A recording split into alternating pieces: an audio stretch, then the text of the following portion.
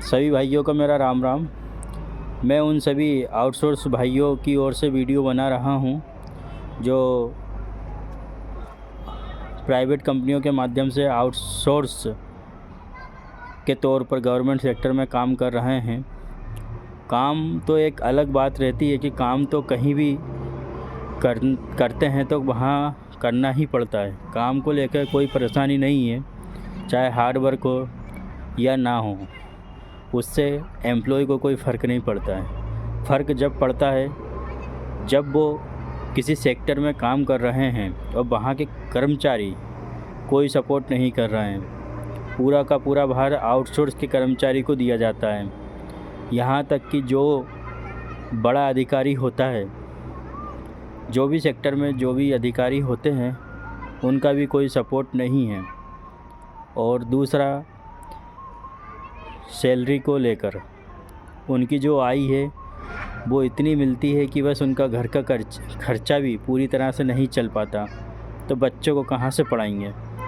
और सरकार कहती है बेटी बचाओ और अच्छा पढ़ाओ, तो बेटी तो बचा लेते हैं पर पढ़ाएंगे कहाँ से बेटी को। जब मेहनत से जो पैसा मिलना चाहिए उस मेहनत की वैल्यू नहीं मिल पा रही है, तो परिवार का खर्चा और बेटी की पढ़ाई का खर्चा ये कैसे उठाएगा एक आम आदमी। सरकार से मेरा यही अनुरोध है कि आप जो आउटसोर्स कर्मचारियों को 10 से 12 हज़ार में उनका जीवन यापन कर रहे हैं, उनके बारे में भी सोचो। गवर्नमेंट एम्प्लॉय का आप 5वें से 6वां, 6वें से 7वां से अब 8वां वेतन लागू कर दिया। ऐसा वो क्या काम करते हैं जो प्राइवेट के कर्मचारी नहीं करते हैं।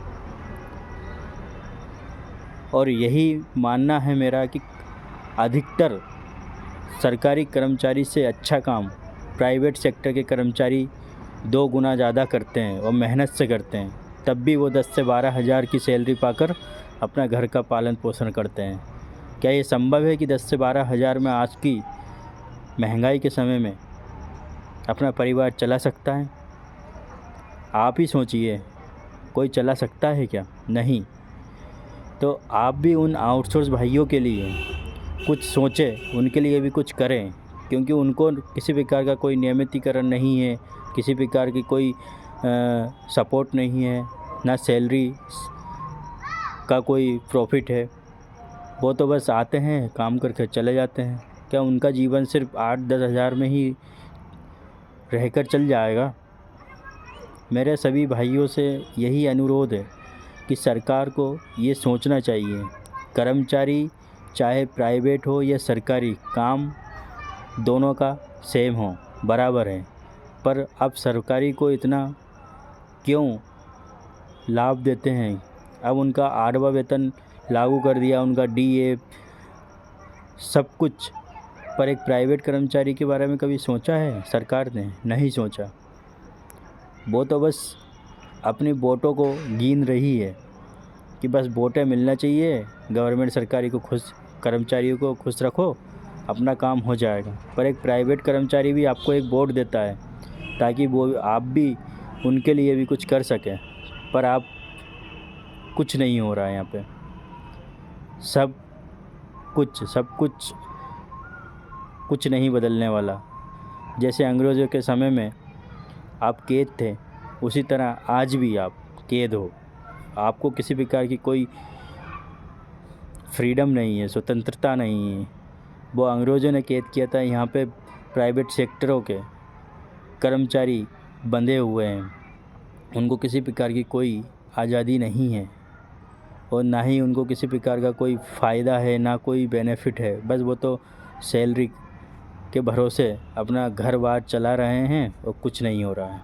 जो गरीब लोग हैं, जो सुबह उठकर मेहनत करने आते हैं और शाम को चले जाते हैं, उनके बारे में कभी सोचा है? अरे आप राशन कार्ड पे 10 किलो 12 किलो चावल गेहूँ देने से उनका घर का खर्चा नहीं चलता है।